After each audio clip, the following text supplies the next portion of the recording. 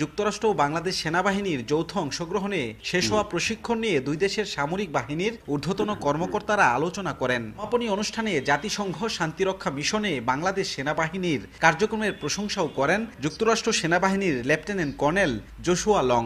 Truly remarkable partnership. We will relish every discussion. अस्सलाम वालेकुम viewers, मैं हूं एहसान खान और आप देख रहे हैं यूट्यूब चैनल एहसान रिएक्शन विद एहसान। मैं उम्मीद करता हूं आप जहां भी होंगे एंजॉय करते होंगे, मज़े में होंगे और फिट फाट होंगे। व्यूअर्स, बहुत ही इंपॉर्टेंट वीडियो इसलिए भी है कि अमेरिकन जो आर्मी है फिर बांग्लादेश की आर्मी ने जो जॉइंट एक्सरसाइज की थी, उसके ड्रिल की थी, वो अब जनाब 15 रोज़ का ये जो इनका आपस में तरबियती जो कैंप होता है वो लगा रहा है, एक्सरसाइज जो होती रही है।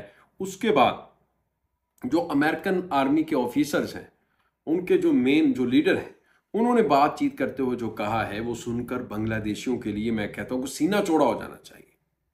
बड़ी फख्र की बात है और प्राउड होना भी चाहिए कि कैसे अमेरिका जैसे एक सुपर पावर, एक बड़ी आर्म फोर्सेस जो दुनिया को लीड करती है, जब दिल करता है किसी भी मुल्क के ऊपर वो चढ़ दौड़ते हैं, उसके ऊपर हमला कर देते हैं।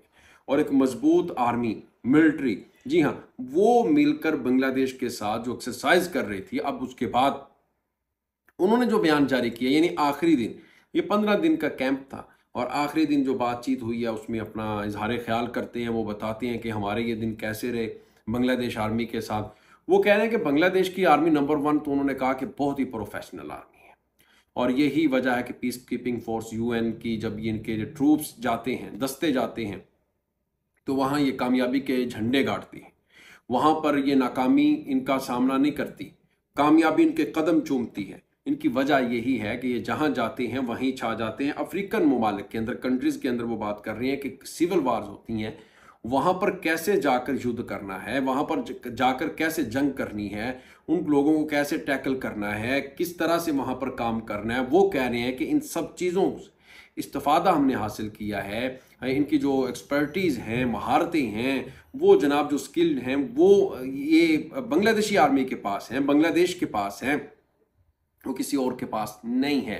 ये कौन कह रहा है? ये मैं नहीं कह रहा, बल्कि ये जो अमेरिकन आर्मी के ऑफिसर हैं जिन्होंने बांग्लादेश के साथ मिलकर ये एक्सरसाइज की है, 1-2 दिन नहीं बल्कि पूरे 15 दिन की है। आखिरी दिन उन्होंने ये बातचीत करते हुए कहा कि बांग्लादेश की आर्मी बड़ी प्रोफेशनल आर्मी है। आइए व्यूअर्स, इसके ऊपर वीडियो एक क्लिप है वो देखते हैं, फिर हम इसके ऊपर बात करेंगे। वीडियो देखने से पहले चैनल को सब्सक्राइब कर लें और बेल आइकन भी प्रेस कर दें। वीडियो को लाइक भी किया करें। कमेंट सेक्शन में आप अपनी फीडबैक से हमें ज़रूर आगाह भी किया करें।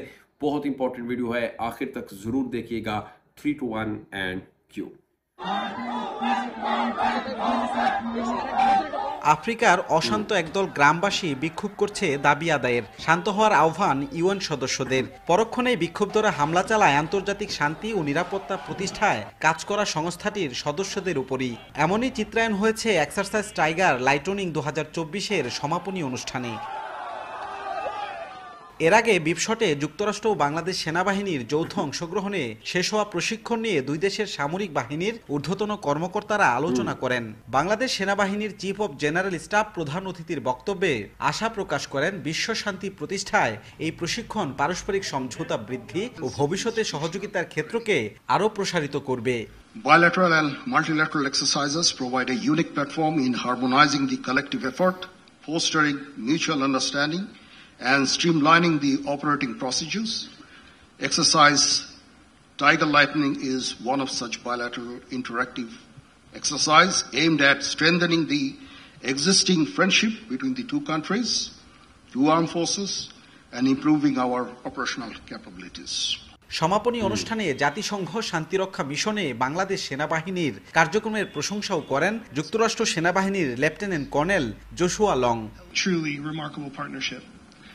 We will relish every discussion, every cup of coffee, every cup of tea, every moment of the past 2 weeks, and we will cherish the friendships that we've made.